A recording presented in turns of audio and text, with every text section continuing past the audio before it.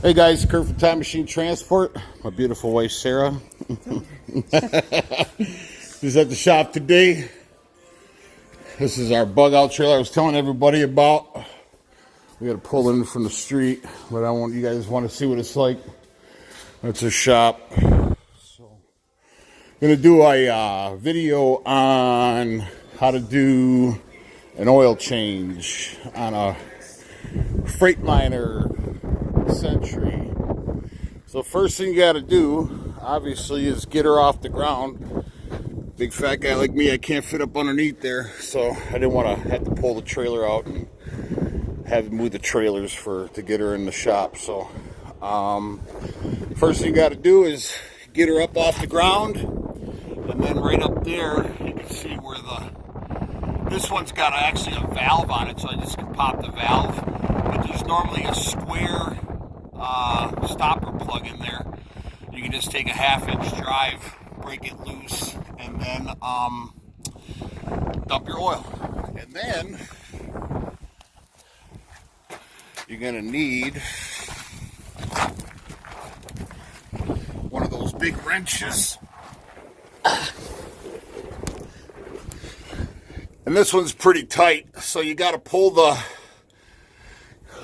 with that wrench. You got to pull your two. Some guys are like, "Oh yeah, I've already changed oil," but those of you that haven't, I didn't know how to change oil when I first started, so I actually looked at videos. So obviously, there's two oil filters, and couple times I couldn't get it off with that big wrench. So what you can do is,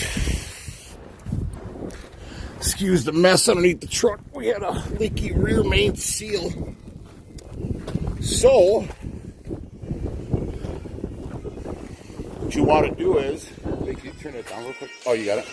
Huh? What you want to do is you want to take your oil filters and prime them up, which basically means to top them off with oil. If not, you'll have air in there, and it'll shoot air into your oil. So just top them off like so. Get yourself a little paint bucket, and then that handles that. And then what you do is, I'm gonna give I don't even know if I need Sarah to grab anyways, you put those on hand tight, the filters where I just showed you where they screw on. When you fill them, just be very careful to not spill on yourself, and then don't cross thread them. Those threads in there are pretty fine. So yeah, that's it. That's pretty much pretty simple. Oh, so if you can't get them off with your wrench, you can take a drill and a drill bit and drill through the very bottom. You won't be able to access the top because of the chassis will be blocking it, but you can drill a hole through not obviously your new one, but your old oil filters. Just drill through the bottom, and then you can get a screwdriver or even a long drill bit, and you can either just drill one hole, or you can drill all the way through and use it as a T to pull it off. Because there has been a couple times that I haven't been able to get them off. So, and then like I said, you put them on hand tight. Do not tighten them.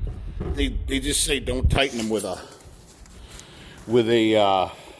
wrench. You just and what I do is when you get a little bit of oil on them, take a clean rag, and what you're going to do is you're just going to, because if it's full of oil, you're not going to be able to get it super tight. So what I do is I wipe it off, and I take a clean rag or nothing that's really a lot of oil on it, and then I just get in there and you just crank her down real nice and tight. Another thing you do is you grab a little bit of oil and you go onto the oil or the rubber seal, and that helps lock her in place, I guess, and also for dry rot.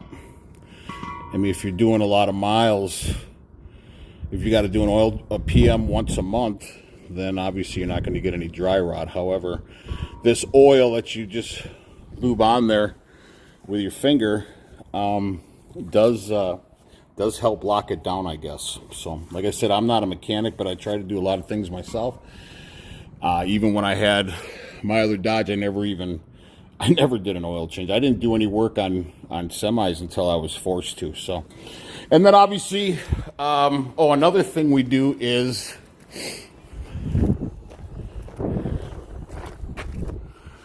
use a gallon of Lucas. Excuse all my gear. That's my bug out bag and shit like that. Sarah's helping me get my truck ready, but use a gallon of the Lucas oil, the heavy duty oil stabilizer. You put that in first, and a truck semi takes, I didn't know this either, so it takes about 11 gallons of oil. So what I do is I go to Farm and Fleet by us, and we just buy the cheaper stuff. So, and by adding the gallon of Lucas in there, if you do a 10W40, I normally would do like a 50 in there. When I was in Wamsutter, Wyoming one time at the Loves, my truck was overdue for a PM. And when the guy dropped the oil, he was like, "Are you sure you due for a PM?" I said, "Yeah, why?" He said, "Your oil seems really thick still." And I said, "Well, I use a gallon of Lucas in there. And I normally run a 50 weight. This is obviously a 40 weight. They didn't have any 50 in this. This 5-gallon bucket was on sale for $36.99. So, and the Lucas is, I think, about 20 bucks. So, like I said, use a gallon of Lucas first. It's thick, so you're going to have some patience. After, obviously, you put the oil filters in and all that kind of good stuff, then this is just fuel stabilizer. We had a mechanic, Chris Edgerton, that piece of garbage.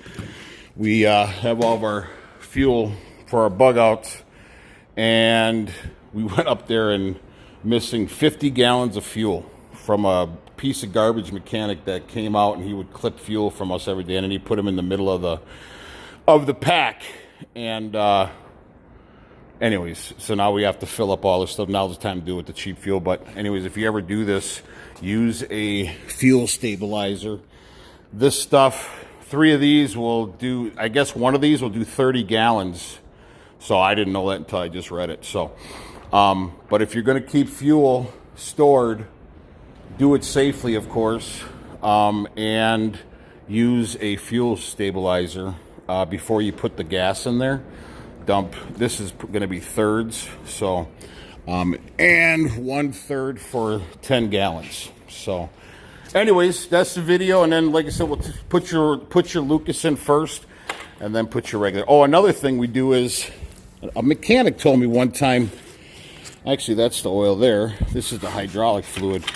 A mechanic told me one time to, instead of using that injector cleaner, every PM will take, I used to take a gallon of injector stabilizer or cleaner or whatever they call it, and it was a Lucas product, and it's about 20 some bucks a gallon.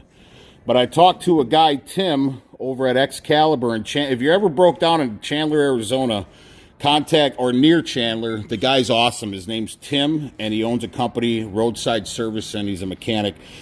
Excalibur Diesel Repair, I believe, but it is Excalibur. Just look it up. Excalibur, Chandler, Arizona. Excalibur Diesel Mechanic or Service or whatever. You'll get Tim, and tell Tim that Kurt from Time Machine Transport send you over. He's a super nice guy. He's very reasonable. But anyways, he had told me he's been a mechanic. He does $35,000 and $40,000 engine overhauls. And I told him that a guy told me one time, an old timer, when I was in Amarillo, Texas, getting a 3-axle alignment, and I told him I had gone through a DOT inspection, and she actually checked my fuel to see if I was running off-road diesel. She actually put the plunger valve in the tanks, and I was legit. But I told the guy over in Amarillo, this old timer, and he said, if you did run off-road diesel in your truck, you could always, because it's going to be red. Off-road diesel is red, and obviously everybody knows that diesel is green. But he said that what they do, what they used to do back in the old days, because off-road diesel is so much cheaper than regular diesel, and they would get popped. Well, then if they did see that there was red fuel in the tanks, and they accused you of running off-road diesel, he said that you can also, if you want to lube up your injectors, and I didn't know this either. Once again, that's why we do videos, just to help each other out. But he said that they used to put a gallon of transmission oil in each in each tank. If you have, 125, 150 gallon tanks, he said they would use a gallon in each tank. So when I said that to Tim over at Excalibur, he said, yeah, you could do that. He said, I don't know if I'd use quite a gallon, but he said another thing you can do is, because if they go and they test your fuel and it has a reddish tint to it, it's going to, because transmission oil, I don't know if you know or not, but it's red in color, like a deep red. So it could throw off the color of your diesel. So Tim said you can also use hydraulic fluid. And hydraulic fluid is actually better. You don't have to use as much. He said I think that one's got 150 gallons, and that tanks, and the Freightliner's got 100-gallon tanks. But he said if you want to clean your injectors, use a hydraulic fluid, and it's clear, so it won't tint your fuel, so you can't get popped or get questioned or be accused of running off-road diesel.